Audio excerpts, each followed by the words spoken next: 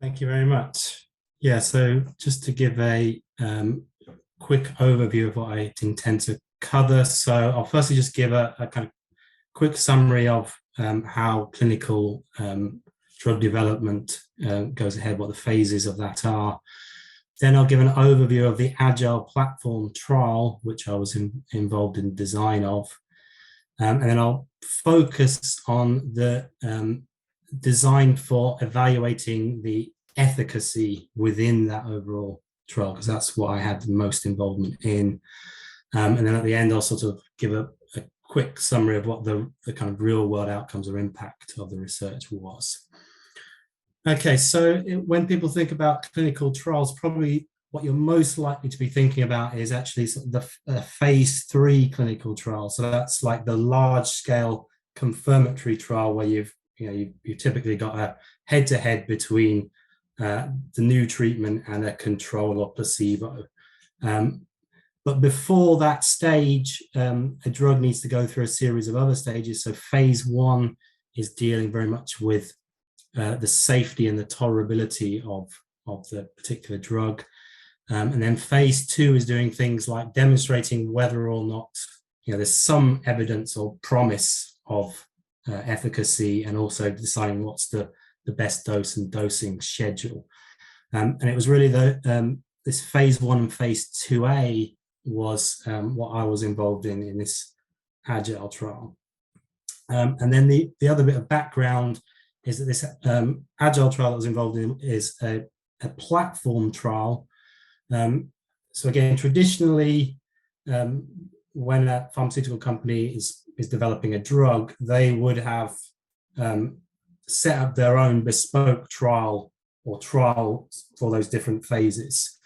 But recently, there's started to be a trend towards what are known as master protocol trials. So this is the idea of allowing either multiple treatments or possibly evaluating multiple different conditions within the same overarching design or trial infrastructure. And a special case of this is the platform trial, where specifically we're looking at the case where we're looking at patients of the same type, so patients with, in this case, COVID-19, but we want to evaluate multiple treatments. So potentially not just one drug, multiple candidate drugs for that particular condition. And these platform trials have various benefits. So on the one hand, they sort of guarantee or make it much more likely that we're able to get sufficient recruitment of patients. Particularly if one's already running a company, would know that they're going to be able to get the patients. It should reduce the overall costs of evaluating a treatment. And what was most pertinent in our situation was it can speed up how quickly we can get a result for a particular evaluation of a particular compound. So these platform trials really came to the fore in the spring of 2020 with the emergence of COVID-19, because people wanted to try and find effective treatments as quickly as possible. So there was a phase 3 trial, platform trial that was set up, the recovery platform, that was looking at repurposing existing treatments to see whether they would also have efficacy for COVID-19. But the one I was involved in was this Agile, which is a phase 1/2 platform. So it has these dual aims of looking to establish whether the drug is safe and which doses are safe for that candidate drug. And then, if that's established, to then gain an indication of whether we also have efficacy for those safe doses. And so here's a kind of quick diagrammatic representation of the trial design. So the main idea is that patients would be recruited into the trial in batches. And so they'd be randomized to some will just receive a placebo, some will receive active treatment. When it's the first patients on a new dose treatment combination, then the first couple of batches of patients will be assessed for safety. So that's looking at the rate of dose limiting responses, so sort of toxicity events. And so after those first couple of batches, there's a first decision made as to whether to proceed with that particular dose because it's deemed to be safe, or to terminate due to safety concerns.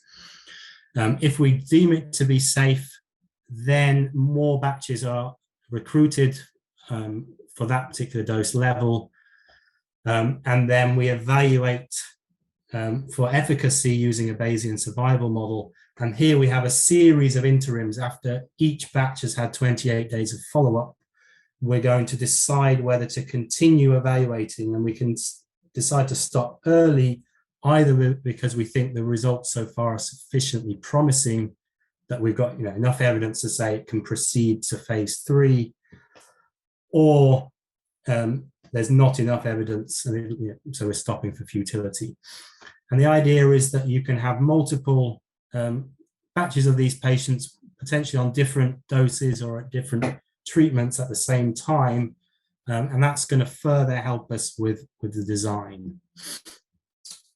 In terms of how to evaluate this efficacy, we've basically got a time to event outcome. So specifically, efficacy endpoint was the time to a 2-point improvement based on the WHO clinical patient scale within a 28-day period. So the idea is they're evaluated each day, and if they've improved by at least 2 points by a particular day, that's their endpoint. If they get to 28 days without improving, then they'll be censored at 28 days. If they die within the 28-day period, that would also be treated as effectively their improvement time is infinite. So it's equivalent in this case as taking it as 28 days effectively. It's a time to event endpoint. So the standard approach to this is a Cox proportional hazards model, which is saying that if we've kind of got 2 patients at a particular point in time, let's say 15 days, and neither of them have had this improvement yet, then it's saying that the effect of treatment would be, for any particular time point you considered like that, the instantaneous risk, or you can think of it as a sort of probability of having the improvement on that particular day, will be effectively sort of 75% higher for the treatment arm than the treatment patient and the placebo, if it's an effective treatment. So this panel on the left is basically giving us a hypothetical of what we might expect to see in terms of the data we would collect if we were looking at an effective treatment. And the good thing about this approach is, although it's making assumptions about how treatment affects the time to event, it doesn't make any assumptions about the shape of that time to improvement distribution. So the idea of the design specifically is we'd have a maximum of 12 batches of patients, each involving 4 patients on active treatment, so the experimental, and 2 on control or placebo. But we're also exploiting the fact that we'd have other recent patients who would have been evaluated for other dose levels or possibly other different treatments, who were given the control, which we can include in the data we use to evaluate how much better or worse the new treatment is compared to control. That's going to help with the efficiency of the design. And so after each batch, we've got the option to make this decision as to whether to proceed or not. And the design has a kind of hybrid of using, so there's kind of 2 branches of statistics. There's sort of the Bayesian paradigm, the frequentist or classical paradigm. This design is kind of using both approaches to some extent, because the decision is based on whether we're above or below thresholds based on the Bayesian posterior probability of efficacy. So it's sort of saying, given all the information we received so far, what's our estimate of the probability that the treatment's effective? If it's higher than some value, we're going to stop for efficacy. If it's lower than some value, we're going to stop for futility, and otherwise we're going to keep going unless we've reached that final batch. But to calibrate what those limits U and L should be, we're going to use classical methods. So we're going to ensure that we control type 1 error. So this is the probability of incorrectly concluding that an ineffective treatment is effective. We're going to constrain that to 10%. And we're also going to try to ensure that the power, so this is the probability that if the treatment really is effective, we are able to conclude that result. We want that to be at least 80%. And so the real sort of computational challenge of devising the design of this efficacy part was in finding the values of this L and this U. And so how I actually went about doing that was basically through Monte Carlo evaluation, so simulating a large number of potential trials under these two different scenarios. So under the scenario where actually the treatment or this particular dose has no effect on time to improvement, and the case where the dose treatment combination is considered to be effective, and you got this 75% increase in the rate of improvement. And so what we're looking to do is to vary these boundaries to get the right type 1 error and power, and to also try to minimize the expected number of patients we need to get a result. So to start with, we've got a situation where we've got very high upper boundary, very low lower boundary, and we're kind of getting too lower type 1 error, too lower power. So the first thing we could do is look to, well, let's lower the upper limit. And kind of if we do that, we can get to somewhere where we've got much better power, and the type 1 error is kind of going towards the 10% that we want to allow.